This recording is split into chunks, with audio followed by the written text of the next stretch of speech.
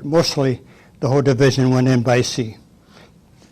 All right, let me start off when you first joined. Were you drafted or did you enlist? I on was your own? drafted. Actually, I was still in high school, but I was old for that time. I was eligible.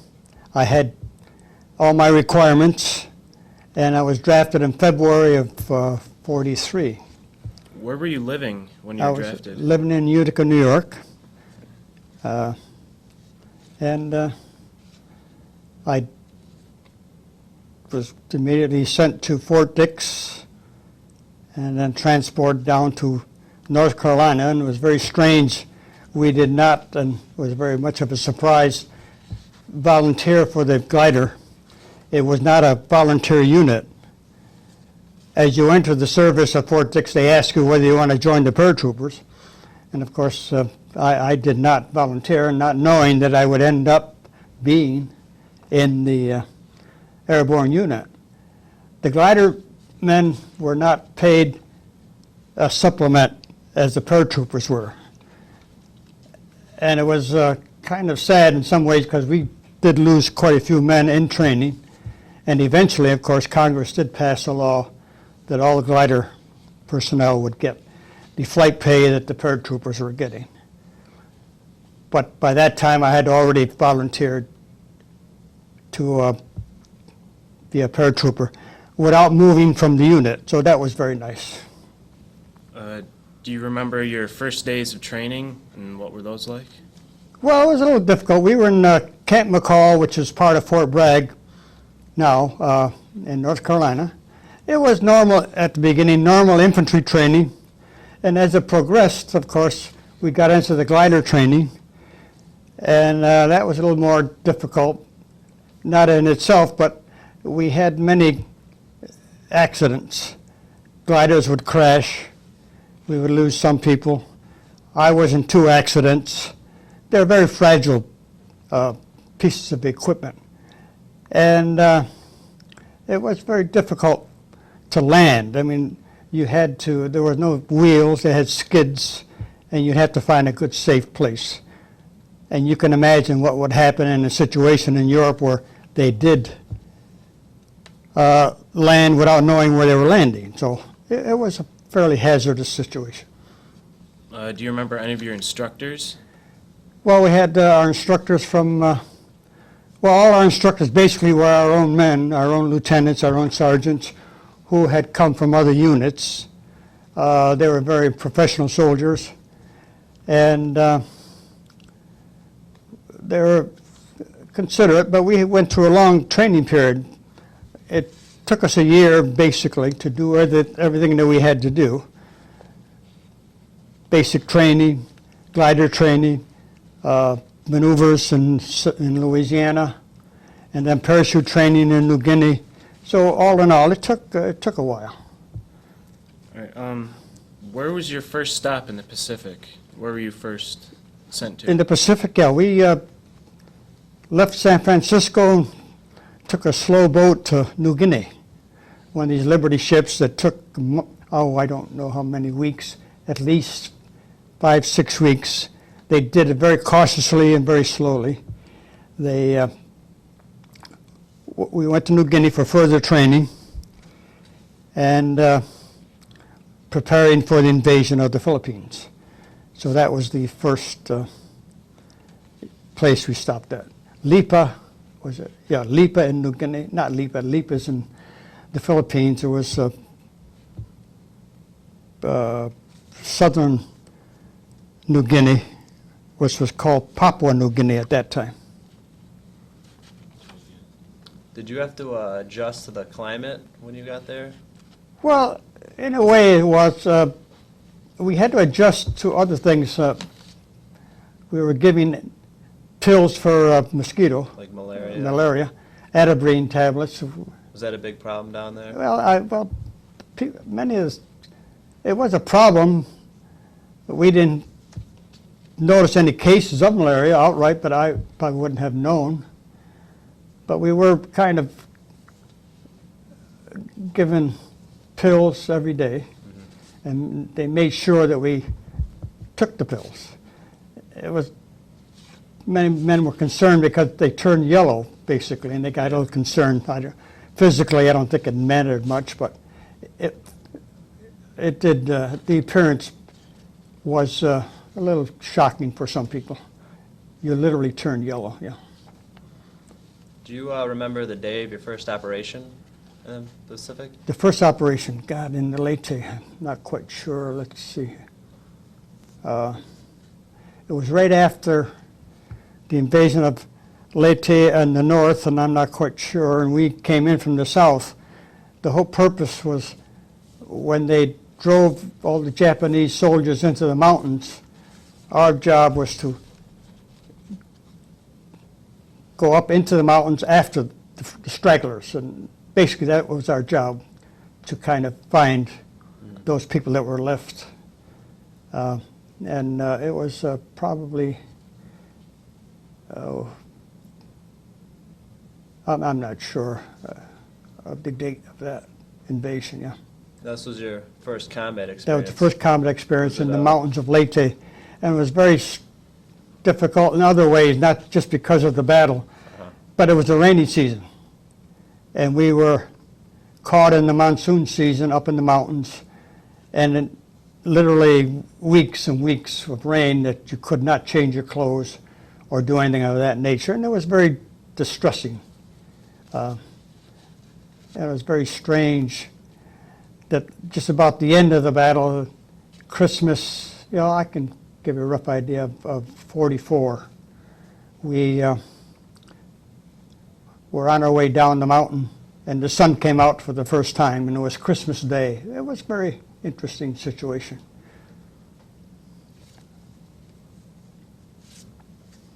How did you stay in touch with your family? Through letters? Or? Well, we had what they call V-mail, V letters, and it was an all-in-one letter that the envelope and the letter you would write on it, and you would seal it and send it out. And we could write as often as we wished, but we didn't know when it got out or how long it took. But that's basically the only way. That, and it was censored. Every letter was censored. So you had to be careful what you wrote and how you wrote it. Yeah. Was there plenty of supplies on your operations? Did you ever have like a shortage? Well, while we were climbing the mountains, we had no resupply. Once we got on top of the mountain, they used to drop by parachute supplies. And being that it was so difficult and the weather wasn't proper, it was a little it was hard in some situations, but we seemed to manage. We had our rations. We had no regular meals, and we seemed to survive that situation. You said you trained for the invasion of the Philippines? Well, we didn't know exactly where, but we trained as soldiers, all situations, you know, infantry maneuvers and things of that nature. Do you remember where the most fierce fighting you witnessed?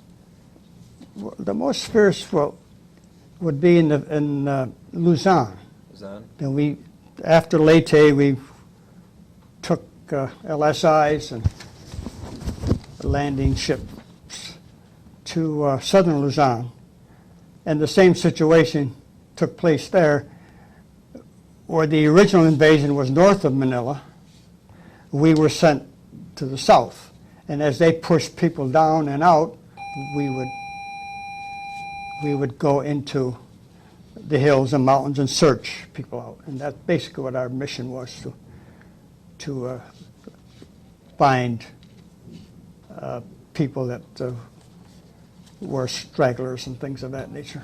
What were the Japanese like? Did they surrender quickly, or did they fight to the death? No, we seldom took prisoners, which was too bad in some ways, and it was part of their philosophy and training. They did fight right to the end. To the very last Yeah, man? especially on one situation which I wasn't involved with.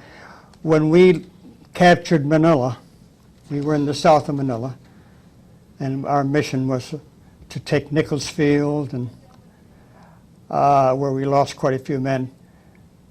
When we retreated back into the mountains, we had to find the Japanese, and when I got wounded, it was a situation where the Japanese were collecting at Mount Macleod, which was a mountain where apparently they were all told to meet somewhat.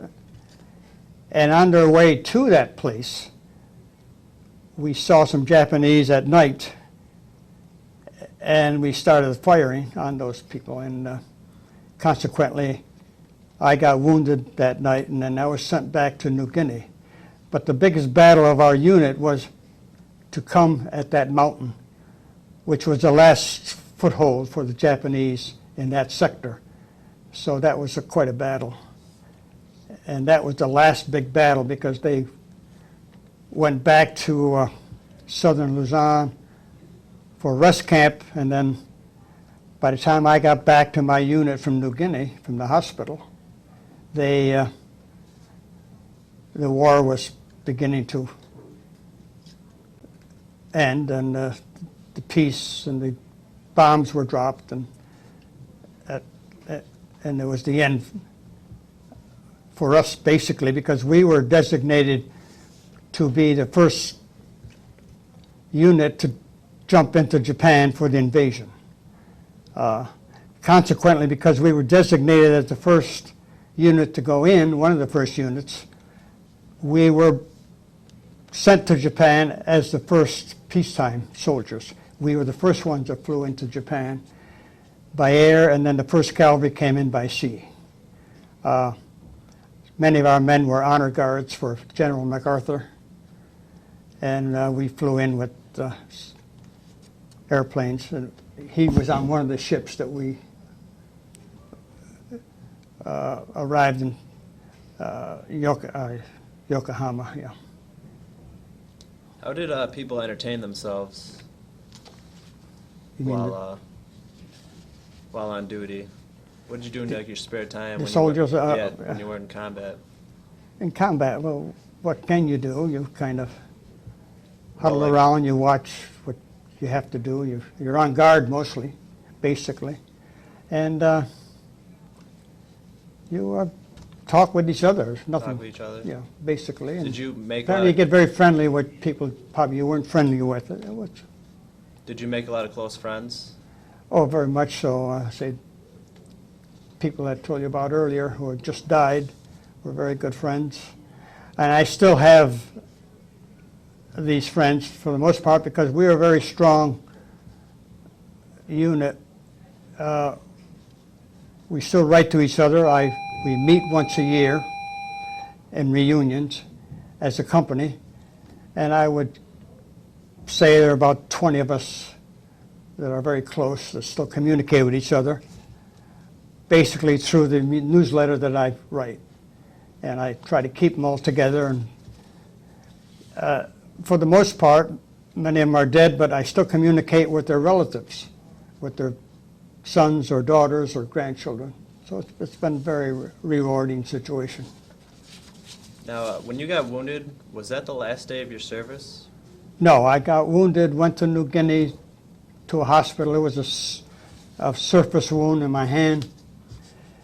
And I was reactivated, went back to the Philippines to rejoin my unit.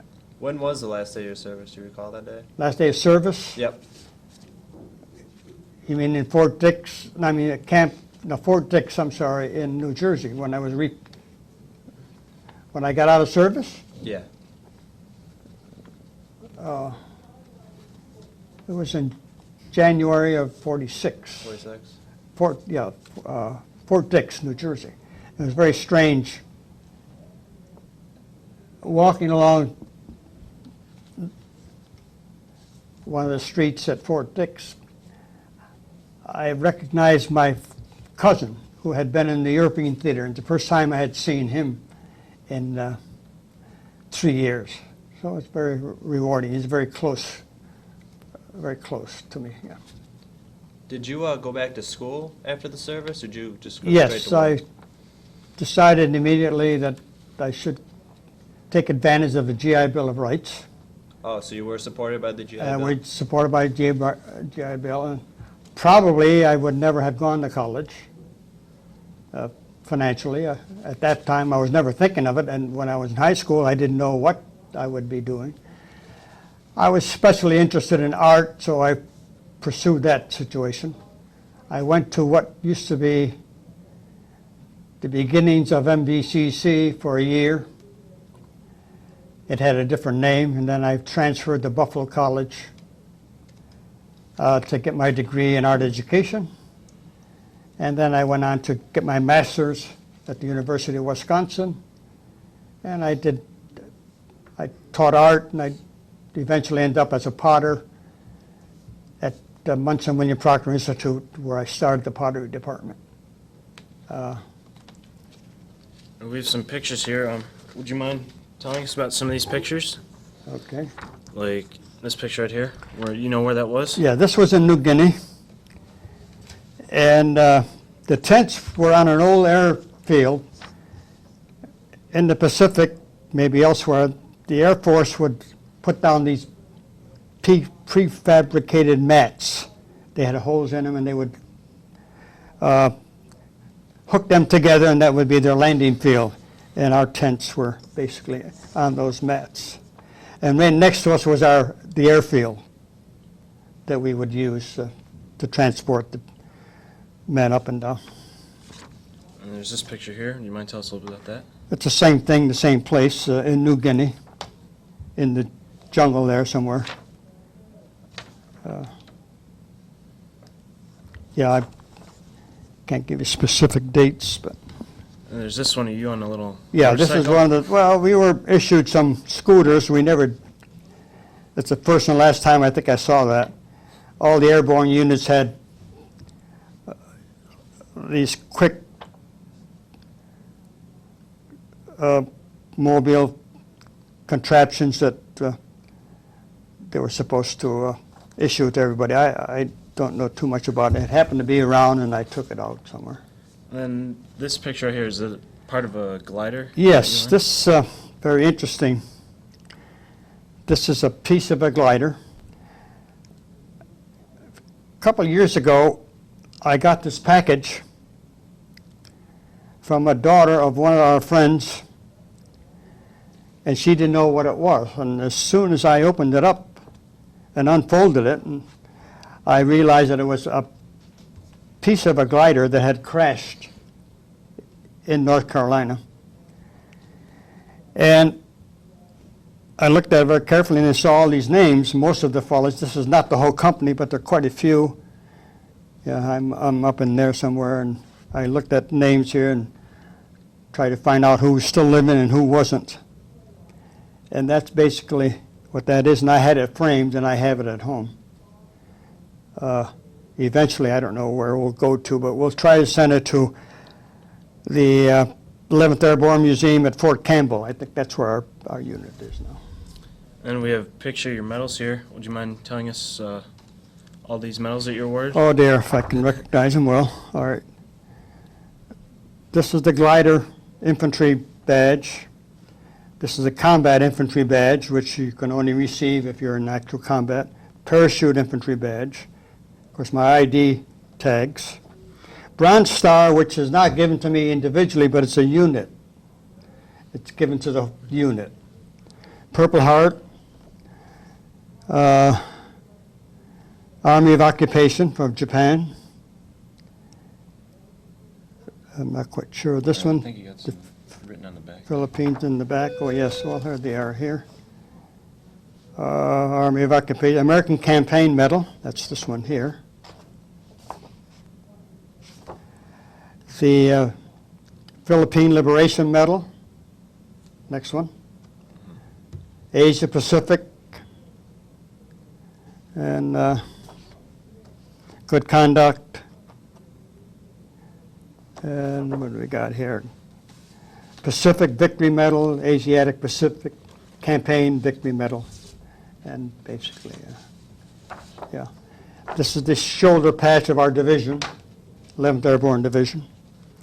And of course, we either wore this or both. I preferred that because we were qualified in gliders and parachutes. Did your military experience influence you anyway, like outside your normal life? Did you take any of the values that you picked up in the military in outside life? Well, I'm not quite sure. I think some of the discipline is very important. The friendship you made with people, I think the respect that others showed me, I show other people. It was an interesting experience. It certainly gave me the opportunity to go back to school. I've made friends for life. I've gotten certain values that I've kept, whether they were with me or not at the time, I don't know, but it certainly makes a big difference in my life. Is there anything else you'd like to share? We may not have Not asked really, about? but I was a little surprised when my first sergeant, who sometimes you assume that they never realize you're about or around. Mm-hmm. And when he decided, and he started the newsletter, and he had made the decision that he was going to give it up because he wasn't feeling too well, that I should take it over. And I was very surprised of that, not knowing that he knew it was even around. And those kind of things where you think nobody notices you and you have some value to somebody. So I took the job, and hopefully have maintained the same consistency and values that he had. And the men think that I'm doing a pretty good job, so I'm very pleased with that. All right. I would like to thank you for coming and sharing these Well, with thank us. you. I hope to me, this is not on, is it? No. It's still. Is it It's off? still going. How you doing? Oh, no, just